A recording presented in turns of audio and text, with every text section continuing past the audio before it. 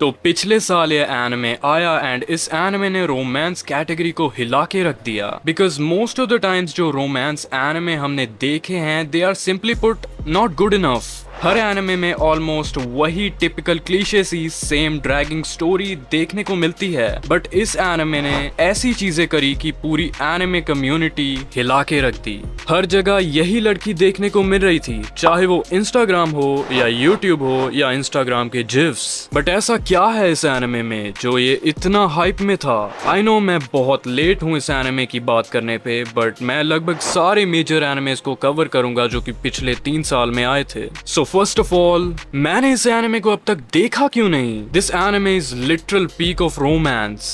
Soft romance, very interesting set of characters, very consistently progressing story to the point कि ये characters almost real feel होने लग जाते हैं। ये anime perfect इसीलिए है क्योंकि to an extent ये realistic है in comparison to the characters, क्योंकि हर एक character की एक unique personality है जो कि story को और saturate करती है, मतलब रंगीन बनाती है।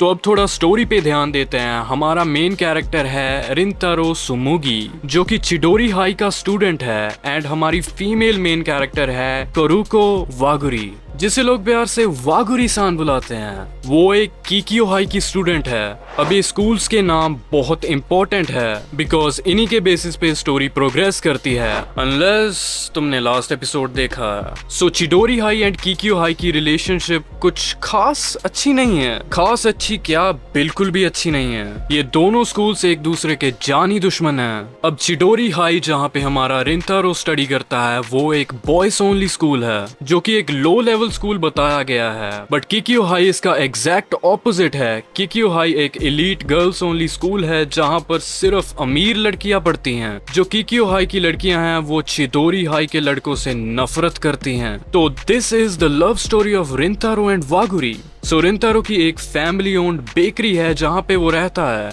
बेसिकली उसके घर में ही एक बेकरी है। एक दिन उसकी बेकरी पर एक लड़की आती है जिसको जब वो देखता है तो वो ये अडोरेबल क्रीचर होती है। ये होती है इनकी first interaction.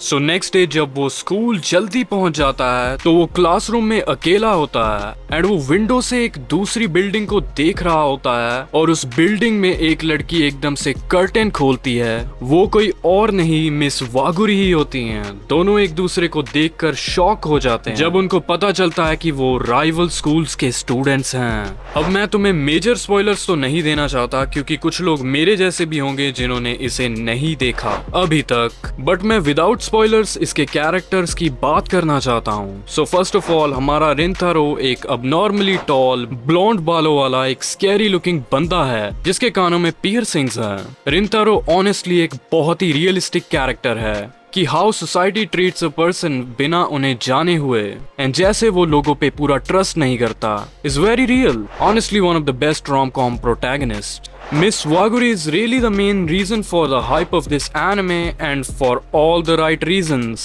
She is the perfect girl indeed. She's smart, she's cute, she's cheerful and most importantly, she knows what she is doing.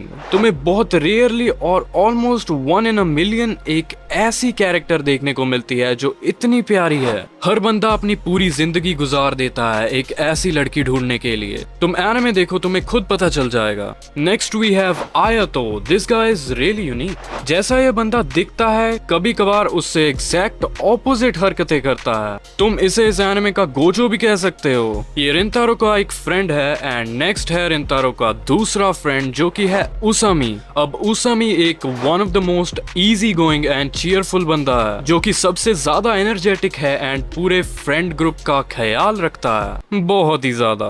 And finally वो दो कैरेक्टर्स जिनके बारे में मैं और जानना चाहता हूँ। साकु नात्सुसावा जो कि एक इंट्रोवर्टेड बंदा है जो कि पढ़ने में बहुत ही इंटेलिजेंट है बट उसे बात करनी नहीं आती। लड़कों को बात करनी नहीं। ये बंदा भी एक रियलिस्टिक कैरेक्टर है एंड मैं बहुत ही ज्यादा इंटरेस्टेड हूँ इसके बारे में और जानने के लिए। नो डाउट सभी कैरेक्टर बहुत ही अच्छे हैं इस एनिमे में, बट पर्सनली सुबारू होशिना मुझे सबसे इंटरेस्टिंग कैरेक्टर लगी। मिस होशिना एक कीकियो हाई स्टूडेंट है जो मिस वागुरी की चाइल्डहुड फ्रेंड है and she is really over protective. इसका एक बहुत ही कॉम्प्लिकेटेड कैरेक्टर है जो कि मोस्टली बंदों को समझ नहीं आया। इसी वजह से मैंने ज्यादातर लोगों को इस पे हेट करते हुए देखा। She is a really good friend and अपनी फ्रेंड को सेफ रखने के लिए वो कुछ भी कर सकती है। She is a very insecure person जो कि हमेशा सेल्फ डाउट में उलझी हुई रहती है एंड द वे इसका कैरेक्टर डेवलप होता है, it's just perfect. As always बहुत कुछ और भी है इस पे बात करने के लिए, but may be next time. And इसके ओपनिंग एंड एंडिंग सॉन्ग दोनों ही बहुत मस्त थे।